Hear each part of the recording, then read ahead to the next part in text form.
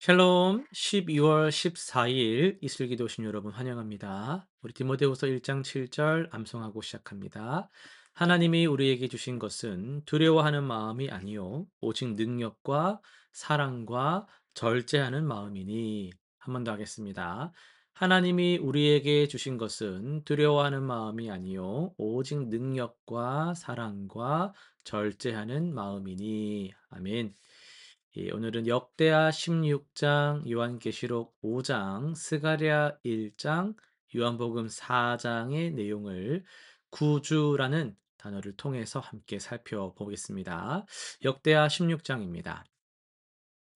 아사 왕은 초기에 하나님을 의지하여 구스 군대를 물리쳤으나 말년에는 이스라엘의 그 바사 왕이 침공하자 아람 왕 베나닷에게 성전 보물을 보내서 동맹을 구했습니다. 이때 그 선견자 하나니가 왕에게 책망을 합니다.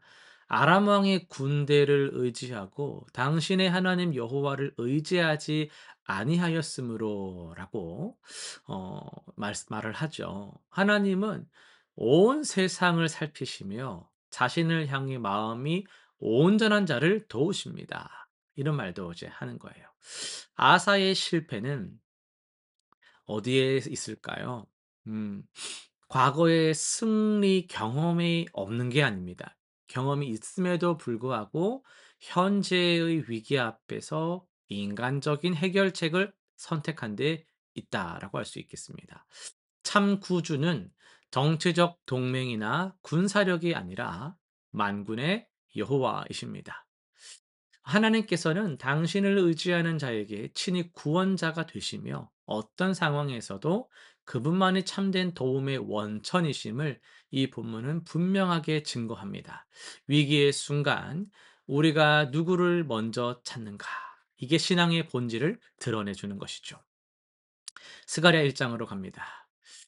바벨론 포로에서 돌아온 유다 백성에게 선지자 스가랴가 하나님의 말씀을 전합니다.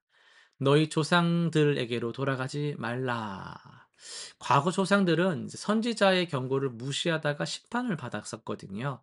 이제 하나님은 회개하고 돌아온 백성에게 회복을 약속하십니다. 환상 중에 나타난 붉은 말탄자는 온 땅이 평안하다고 보고를 하지만 여호와께서는 70년간 고통받은 예루살렘과 유다 성읍을 향해 긍휼을 베푸시겠다고 선언하십니다. 내가 긍휼히 여기는 마음으로 예루살렘에 돌아왔은즉 내 집이 그 가운데에 건축되리라. 만군의 여호와는 심판하시는 하나님이실 뿐 아니라 또 회복시키시는 구주이십니다.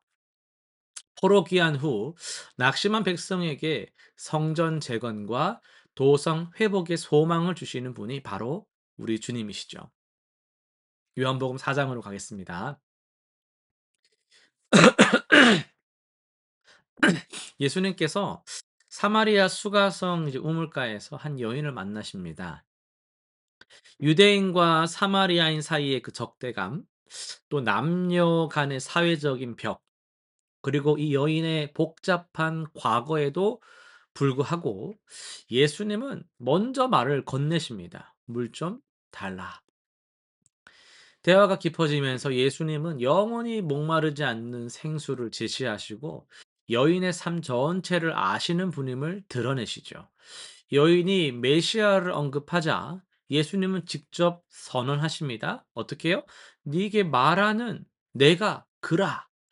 이 만남으로 여인은 변화되어서 동네 사람들에게 그리스도를 증거했고 많은 사마리아인들이 믿게 됩니다. 그들의 고백이 핵심인데요. 이분이 참으로 세상의 구주이신 줄 아노라.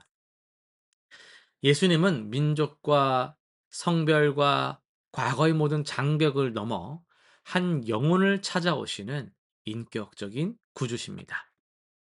오늘은 요한계시록 5장 1에서 14절을 중심으로 해서 두루마리를 펼 자격이 있는 분이란 제목으로 말씀을 전하겠습니다. 요한은 하늘 보호자를 보았습니다. 보호자에 앉으신 분의 오른손에 두루마리가 있었는데 안팎으로 글이 쓰여 있고 일곱 인으로 봉해져 있었습니다. 이 두루마리는 하나님의 구원 계획, 역사의 완성을 담고 있습니다. 그런데 힘센 천사가 큰 소리로 외칩니다. 누가 그 두루마리를 펴며 그 인을 떼기에 합당하냐? 하늘과 땅과 땅 아래 그 어디에서도 이 두루마리를 펴거나 보기에 합당한 자가 없었습니다. 요한은 울었습니다. 크게 울었다, 많이 울었다라고 성경은 기록하죠. 이 눈물은 단순한 그런 슬픔 정도가 아니에요. 인류 역사의 의미가 밝혀지지 않고 악이 심판받지 않으며 하나님의 나라가 완성되지 못할 것 같은 절망의 눈물이라고 할 수 있어요. 합당한 자가 없다면 역사는 어떻게 되겠어요? 혼돈 속에 머물 것이고 고통받는 자들의 눈물은 닦이지를 않을 것이며 죽음은 영원히 승리하는 것처럼 보이기 때문입니다. 우리도 이런 눈물을 흘릴 때가 있습니다. 세상 바라보고 있노라면 정의는 무너지는 것 같고 정말 악은 득세하는 것 같단 말이죠. 개인의 삶에서도 도대체 이런 문제가 왜 나에게 이런 막막한 두려움을 느낄 때가 있습니다. 도대체 누가 이 엉킨 실타래를 풀 수 있단 말입니까? 누가 이 깊은 어둠에 빛을 가져올 수 있겠냐라는 것이죠. 바로 그때 장로 중 하나가 요한에게 말합니다. 5 절인데요. "울지 말라. 유다 지파의 그 사자 다윗의 뿌리가 이겼으니 그 두루마리와 그 일곱 인을 떼시리라." 울지 말라. 이 선언, 이 명령은 막연한 위로가 아닙니다. 분명한 근거가 있는, 믿는 구석이 있는 희망의 선포라는 거예요. 이기신 분이 계시기 때문인 것이죠. 요한의 눈을 들어보니까 놀라운 장면이 펼쳐집니다. 사자라고 듣고 딱 봤는데 보니까 보이는 것은 어린 양이었어요. 그것도 일찍이 죽임을 당한 것 같은 어린 양이었습니다. 여러분, 여기에 복음의 역설이 있는데요. 세상을 이기신 분은 군사적으로 강력한 정복자가 아니라 자신을 내어주신 희생 제물이셨다라는 거죠. 권능의 사자는 십자가에서 죽임당하신 어린 양으로 오셨습니다. 구주는 힘으로 짓밟는 분이 아니라 사랑으로 자신을 내어주신 분입니다. 어린 양이 두루마리를 취하시자 온 하늘이 경배로 가득 찼습니다.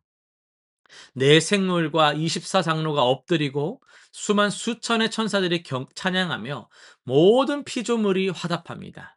그들의 찬양 이유가 분명합니다. 일찍이 죽임을 당하사 각 족속과 방언과 백성과 나라 가운데에서 사람들을 피로 사서 하나님께 드리시고 그들로 나라와 제사장으로 삼으셨으니, 여러분, 구원은 값없이 주어지지만 값싸게 이루어진 것은 아닙니다. 어린 양의 피라는 가장 값진 대가로 이루어졌습니다. 이 구주만이 역사의 두루마리를 펼 자격이 있습니다. 왜냐하면 그분만이 죄와 죽음의 문제를 해결하셨기 때문이지요. 세상의 어떤 권력도 철학도 기술도 인간의 근본적인 문제를 해결할 수는 없습니다. 오직 십자가에서 피 흘려 죽으시고 부활하신 어린 양만이 우리를 죄에서 건지시고 하나님의 백성으로 삼으시며 영원한 나라의 시민이 되게 하시는 거예요. 요한계시록 5 장은 우리에게 묻고 있습니다. 당신 누구를 의지하고 있냐라는 것이죠. 삶의 복잡한 문제들 앞에서, 역사의 혼란스러운 상황 앞에서 여러분의 희망은 어디에 근거하고 있습니까? 오직 어린 양만이 합당하심을 믿으시길 바랍니다.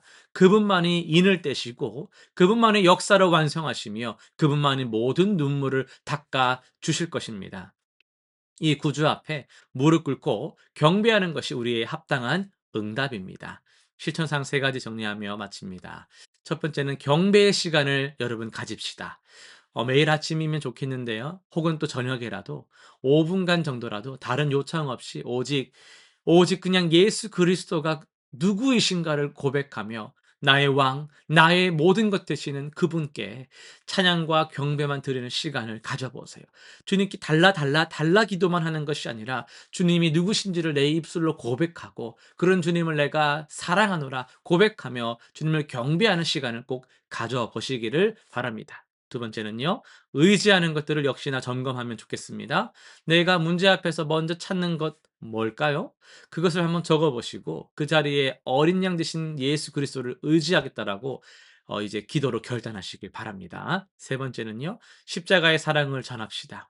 이번 주 한 사람에게 그리스도께서 나를 위해 무엇을 하셨는지를 자연스럽게 나눠 보는 시간을 꼭 가져 보시기를 바랍니다. 기도하고 마칩니다. 전능하신 하나님 아버지, 두루마리를 펴시기에 합당한 분은 오직 어린 양이신 예수 그리스도이심을 우리가 믿고 고백합니다.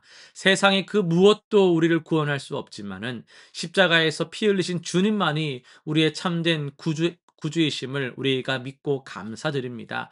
이런 삶의 여러 복잡함과 세상의 어려움 속에서도 우리가 어린 양 대신 예수 그리스도, 사망 권세를 이기신 예수 그리스도만을 의지하며 한 걸음씩 나아가는 은혜가 있게 하여 주옵소서. 온 마음으로 주님께 경배하며 찬양 드리며 나아가는 우리 되게 하여 주옵소서. 감사드리며 예수님의 이름으로 기도드립니다. 아멘.